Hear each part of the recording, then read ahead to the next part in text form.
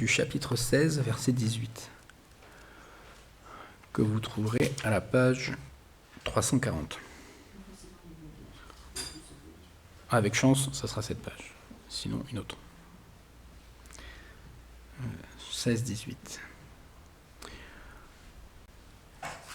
Ahankaram barandarpam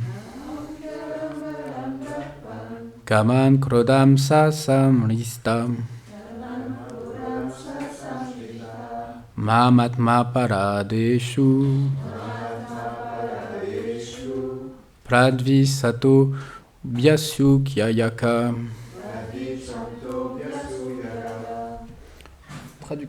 Traduction. Illusionné par le faux ego, la force corporelle, la fierté, la concupiscence et la colère, ils dirigent leur envie et leur critique vers moi, à travers les saints dévoués dans le cœur desquels je, l'âme suprême, demeure toujours. Commentaire. Les actions abominables exécutées par ceux qui possèdent une nature démoniaque ne sont jamais dirigées, motivées ou inspirées par le Seigneur. Ils emploient leur effort à causer du mal à toutes les créatures, bien que le Seigneur lui-même habite le cœur de tous les êtres. Ils s'opposent au Seigneur avec agressivité et malice à chaque occasion et de toutes les manières possibles. Ils prennent un grand soin à dégrader les valeurs morales, à encourager les activités dépravées et à détruire les valeurs familiales. Ils disent que Dieu n'existe pas, que la création est apparue d'un mélange de produits chimiques, qu'il n'y a rien qui existe après cette vie et qu'il est préférable de manger, de boire et de faire la fête constamment que de perdre son temps à servir un Dieu imaginaire. Ils concoctent de nombreuses doctrines, dispensent de nombreux enseignements et établissent de nombreuses écoles de pensée afin de nier l'existence du Seigneur. Ils persécutent les saints dévots qui délivrent les êtres en prêchant les gloires de la pure dévotion, car ils ne veulent pas que le service de dévotion se répande sur la planète. Telle est la folie des êtres démoniaques, leurs actes impies ne peuvent même pas être purifiés, car ils méprisent le Seigneur, lui qui est à l'origine de leur existence même, lui qui se trouve dans le cœur et dans le cœur de tous les êtres, lui qui est le créateur de tout l'univers.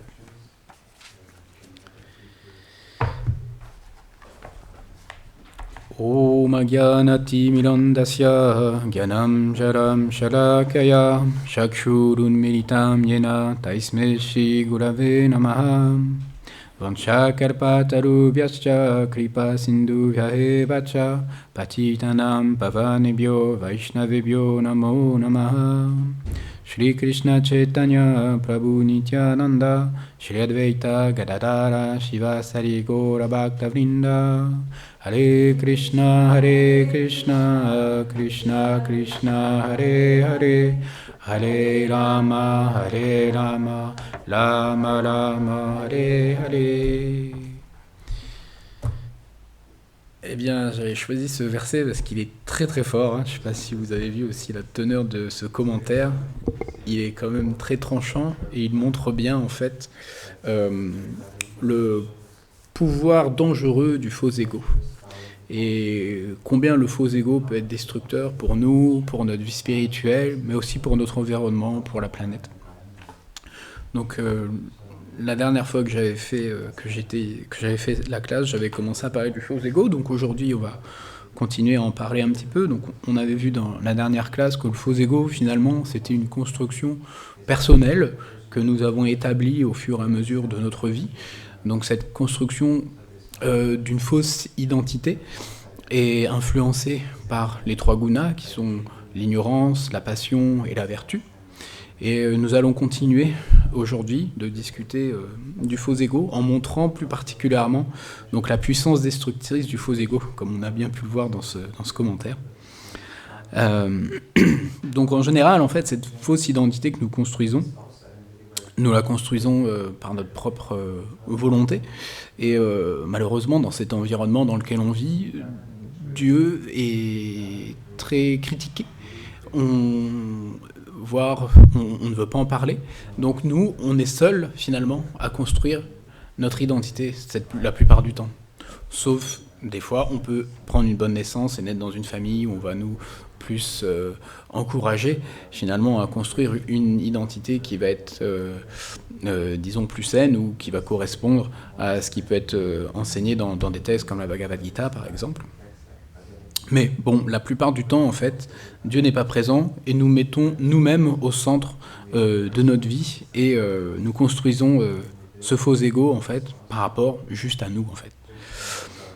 Et quand on a une personne qui va pas être d'accord avec nous, avec cette fausse identité que nous avons créée, c'est là où nous allons vouloir nous défendre, en fait. Et on entre finalement dans tout un jeu de compétition, de bataille à chaque fois pour vouloir défendre notre faux ego, cette fausse identité. Et voilà, ça peut être très destructeur, ça peut être très dangereux. Et cette fausse identification sous tous les aspects peut se manifester en fait et nous causer nous mettre en situation dangereuse. Par exemple, j'ai un exemple que je voulais vous raconter qui m'est arrivé il n'y a pas très longtemps. Donc j'étais en moto. Et c'est vrai que quand on est motard, souvent le faux ego des motards est très puissant. C'est un truc qu'on peut expérimenter pour ceux qui font de la moto ou qui connaissent, mais on peut avoir un attachement très très fort finalement sur une moto qu'on va avoir, qu'on va vouloir personnaliser et qu'on va trouver la meilleure et la plus belle et qu'on va vouloir défendre en fait, ou toujours se positionner par rapport à d'autres. Où nous, ce qu'on fait, ce qu'on a, ce qu'on possède, c'est le mieux, et ce qu'ont les autres, c'est toujours moins bien. C'est un petit peu ça aussi, ce principe de faux ego et d'orgueil. En fait, tout ce que nous avons, ce que nous faisons, ce que nous sommes le meilleur, et tous les autres, finalement, sont... on va se comparer, on va réussir à garder notre position, cet orgueil, par rapport en rabaissant les autres ou en rentrant en compétition avec les autres. Et donc, ce qui m'était arrivé, moi j'étais sur la route, je conduisais, et j'étais sur une nationale, et c'est vrai qu'il y avait une intersection comme ça, avec une autre moto qui était là, garée, et je me dis, je passe devant, mais là, j'ai regardé comme ça, du coin de l'œil, et je me suis dit, lui, il va vouloir faire la course avec moi. Souvent, c'est des choses qui arrivent, en fait, qu'il y a des gens qui ont des motos, ils font ça un petit peu, cette espèce de... un très jeu de fort ego assez fort, et moi, je l'avais vu venir, et je me suis dit, non, je vais pas le laisser me doubler, quoi. Il veut faire la course, on va faire la course. Et donc, j'ai commencé à accélérer, il y avait des voitures devant, j'ai doublé des voitures, et à un moment donné, j'arrivais dans une courbe, je continue de doubler une voiture dans la courbe, ce qui est dangereux, ce qui ne se fait pas. Et comme j'allais assez vite, en fait, au moment où j'arrivais dans la courbe, je devais continuer à tourner, mais la moto s'est mise à guidonner, à faire un louvoiement. Je ne sais pas si c'est quelque chose qui vous est déjà arrivé, ça, mais sur les motos comme j'ai, ça s'appelle le Dyna Wobble, c'est un truc qui est connu sur le cadre, en fait, et ça se met vraiment à bouger, et donc on a l'impression qu'on va perdre le contrôle de la moto. Donc dans ce cas-là, la première réaction qui peut venir, c'est on freine. Donc j'ai commencé à donner un petit coup de frein, mais quand on donne un coup de frein comme ça dans un virage, la moto se redresse. Et en fait, à ce moment, dans le virage où j'étais, il y avait un camping-car qui arrivait devant. Et c'était pas loin que voilà, si je m'étais trop redressé avec la moto, le camping-car, je serais allé droit devant, quoi. Donc c'est pour ça, juste pour un truc, et après ça m'a vraiment fait réfléchir à combien le faux ego est stupide, et combien on devient stupide quand on rentre dans ces jeux-là, quoi. On peut vraiment courir de grands risques, et voilà, est-ce que ça vaut la peine de se tuer en moto pour une histoire de faux ego de qui va arriver le premier, de quelqu'un qui va ne pas vouloir se laisser doubler par quelqu'un, vous voyez, ça peut vraiment être destructeur et très dangereux, quoi. Et autre chose qui est intéressant aussi dans cette situation-là, c'est bon, quand on a cette expérience de conduite, par exemple, sur une moto, c'est vrai qu'on sait que quand on prend une courbe, on freine, la moto se redresse pour éviter un obstacle. Et en général, quand on a un obstacle, ce qu'on fait, on va regarder l'obstacle, mais quand on se focalise sur cet obstacle, on ne fait que aller vers cet obstacle. Donc vraiment, ce qu'il faut arriver à faire quand on est dans cette situation-là de pilotage, on va dire, c'est de chercher la voie de sortie. Mettre notre regard sur la voie de sortie, et quand on met le regard ça, hop, tout notre corps est dirigé, et puis on va automatiquement là-bas. C'est quelque chose qui se fait naturellement, en fait. Ça, je trouve ça intéressant aussi. Si ça peut être un exemple aussi de comment sortir du faux ego, comment trouver une solution. Si c'est pas, comme on disait aussi dans cette dernière classe, c'est pas de lutter directement contre le faux ego, de vouloir le détruire, de vraiment se focaliser dessus. Mais comme faisait Krishna avec le serpent Kalia, il dansait sur le faux ego, symbolisé par Kalia. Et si c'est de réussir à chercher quelque chose d'autre, en fait, au final, chercher une attraction supérieure, qui va nous faire sortir finalement de ces jeux de pouvoir et d'identification. Donc c'est ça, c'est avec notre regard essayer de chercher une sortie. Où est la sortie du faux ego? Et donc les Védas, ces textes sacrés, sont vraiment aussi pour nous la porte de sortie. On a toutes les informations à l'intérieur pour savoir comment sortir du faux ego, de cette fausse identification. Donc on parle de faux ego. Et dans les Védas, on nous apprend, on peut trouver quel est notre vrai ego. Parce que s'il y a un faux ego, c'est qu'il n'est pas vrai, c'est pas réel. Du coup, il y a un vrai ego qui existe. Donc quel est notre vrai ego? Et on peut trouver il y a une citation, des paroles que Sri Chaitanya Mahaprabhu a dit, qui sont rapportées dans le Chaitanya Charitamrita, dans les Madhya Lila. Donc c'est au chapitre 20, verset 108, où Chaitanya il dit « Jivera Svarupaya Krishnera Nitya Dasa ». Une belle citation de Siddhar, j'ai essayé de l'apprendre par cœur. « Jivera Svarupaya Krishnera Nitya Dasa », qui signifie « La nature intrinsèque de l'être vivant est d'être le serviteur éternel de Krishna ». Ça, c'est le vrai ego. Ce pourquoi nous sommes faits, le vrai ego. Pour être au service du Seigneur, pour être au service de Krishna. Et donc, c'est tout un processus, finalement, pour réveiller notre vrai ego.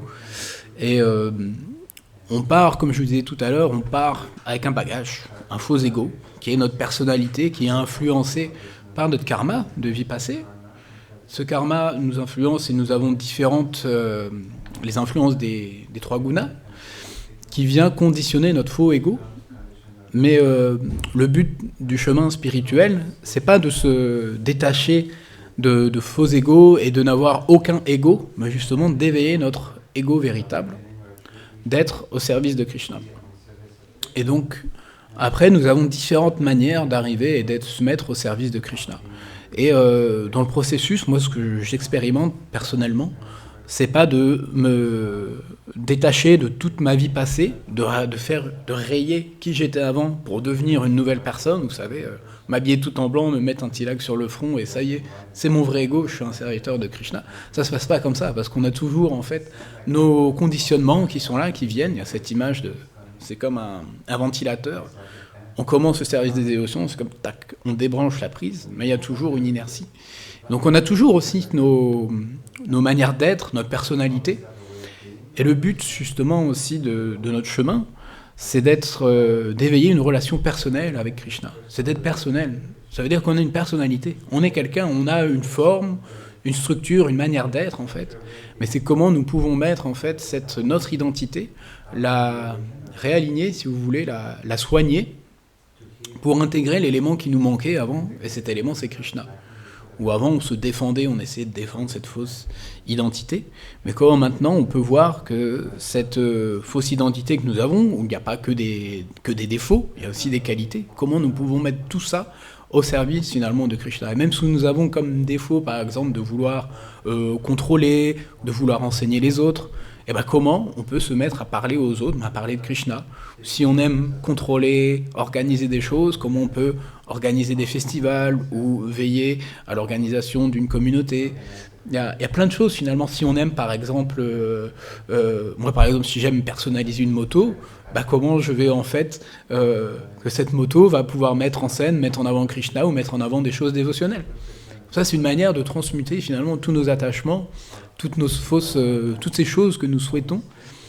On ne les raye pas en fait, mais on les engage au service de Krishna. Ça, c'est vraiment tout l'art du service dévotionnel, et c'est l'art spécialement du maître spirituel, de nous aider finalement dans ce processus d'intégration, de restauration, si vous voulez, de notre ego. Donc engager nos tendances pour les purifier, et ainsi nous gardons et nous éveillons une identité qui nous permet, qui est la plus favorable finalement, qui nous permet d'accumuler de la sukriti, qui ensuite nous permettra de retourner au royaume spirituel. C'est ça le but en fait. C'est comme ça que ça fonctionne. Et J'avais aussi euh, d'autres exemples, par exemple, sur comment notre ego peut devenir aussi très destructeur sur le chemin spirituel, car quand on se met dans ce chemin, comme je vous disais, voilà, c'est de prendre aussi refuge d'une communauté, d'une lignée, d'un maître spirituel qui va nous donner ces informations pour pouvoir engager nos tendances. Et bien souvent, donc, quand on vit en communauté, le faux ego se manifeste toujours.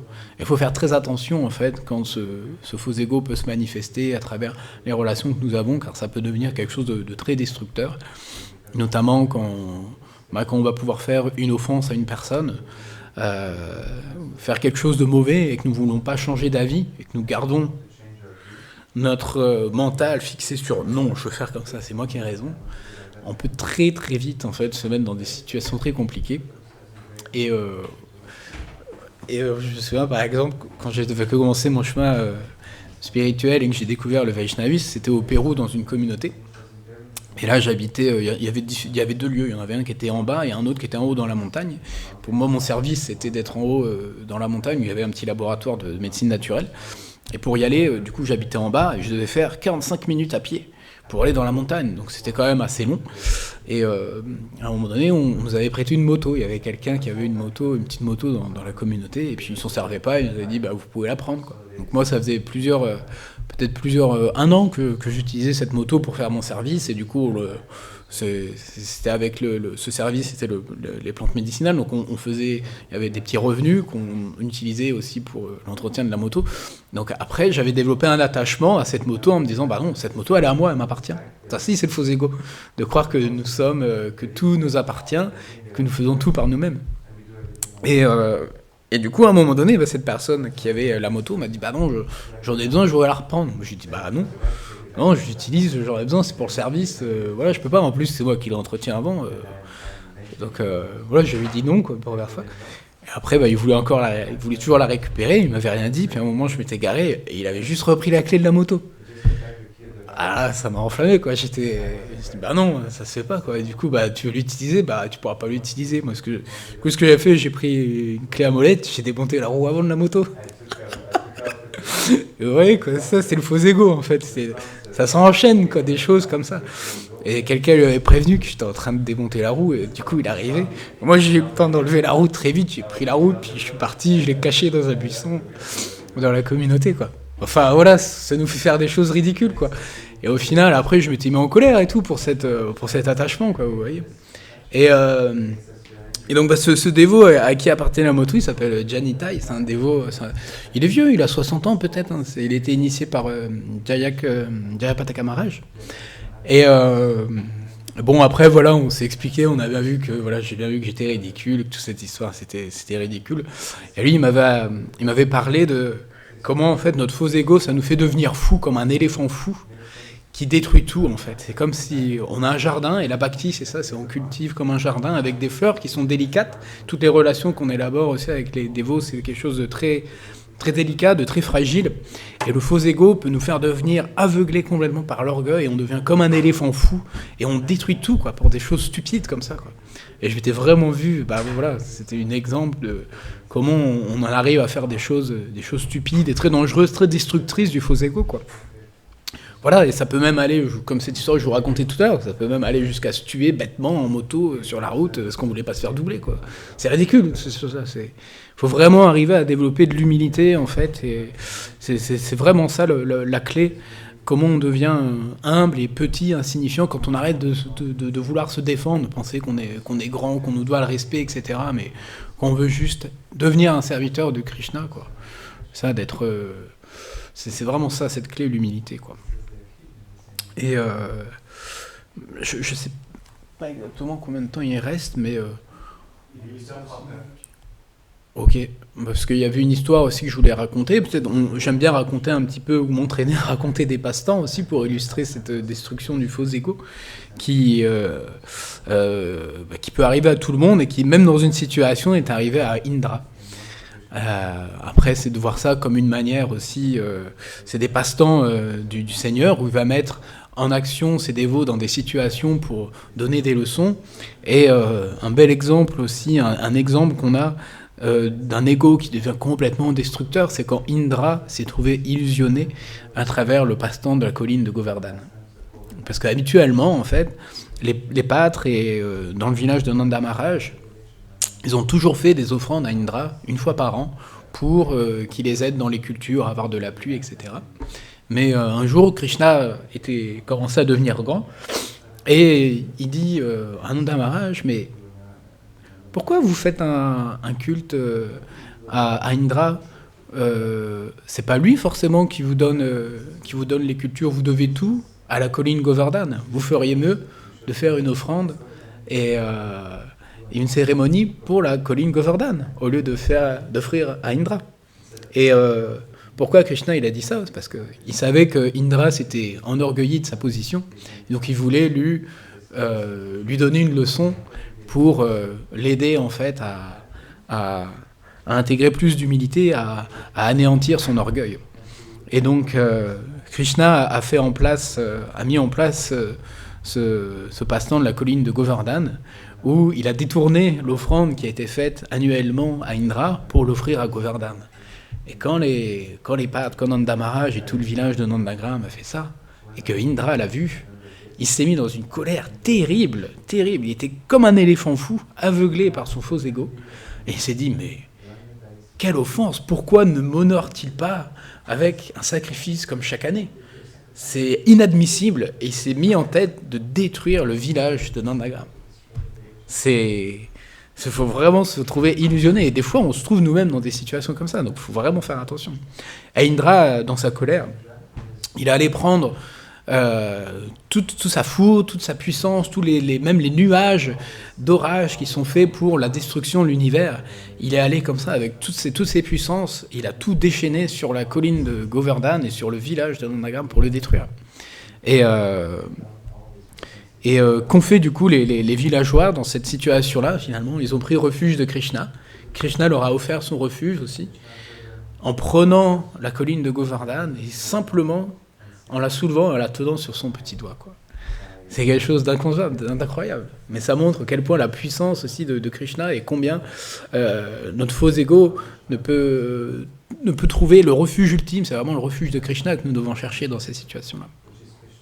Et donc Indra a vraiment déferlé tout un déluge sur Govardhan, mais rien n'y faisait puisqu'il y avait la protection de Krishna, il y avait même jusque son disque Sudarshan qui tournait tout autour et qui protégeait de tout. Et à un moment donné, il n'a pas pu faire autre chose, Indra, que de se trouver vaincu, de voir qu'il n'avait aucune puissance, que tout était anéanti. Et c'est là, à un moment donné, il a eu un éclair, une réalisation que ça ne pouvait pas être possible, que cette personne contre qui s'était trouvé offensé, il a réalisé que c'était Krishna. Et c'est comme ça que ça se passe aussi, c'est par la grâce finalement de Krishna que nous pouvons réaliser notre faux ego et sortir de cette illusion. À travers de la grâce aussi de Krishna qui se manifeste à travers du gourou, à travers les autres dévots. C'est vraiment à travers ça que nous pouvons à un moment donné ouvrir les yeux et changer notre vision. Si nous ne sommes pas connectés, si nous faisons trop d'offenses, à un moment donné, tout ça se coupe et on est perdu. Donc il faut vraiment faire attention. Et quand on se rend compte de quelque chose, quand par la grâce, on peut ouvrir nos yeux et voir à quel point on se trompait. Aussi demander pardon pour ne pas continuer dans ces offenses-là, et se repentir, demander pardon pour pouvoir continuer à être sur notre chemin. Sinon, c'est horrible, sinon on ne s'en sort pas, quoi. Et donc voilà, il y a beaucoup de pièges. Ça fait 15 minutes que je parle à peu près, c'est ça? Non, il y a encore. Ça fait une demi-heure. Donc, ça va? Sinon, pour conclure, voilà, c'est de faire très attention dans notre chemin. Le faux ego, très destructeur, très dangereux. Et ça peut anéantir finalement tous les efforts que nous faisons dans notre vie pour cultiver quelque chose de nouveau, des bonnes valeurs. Et il faut vraiment prier pour la grâce de Krishna et de se souvenir de ces passe-temps qui sont des histoires merveilleuses et qui nous aident en fait à ne pas tomber dans tous ces pièges-là. Je vous remercie à tous. Allez-vous.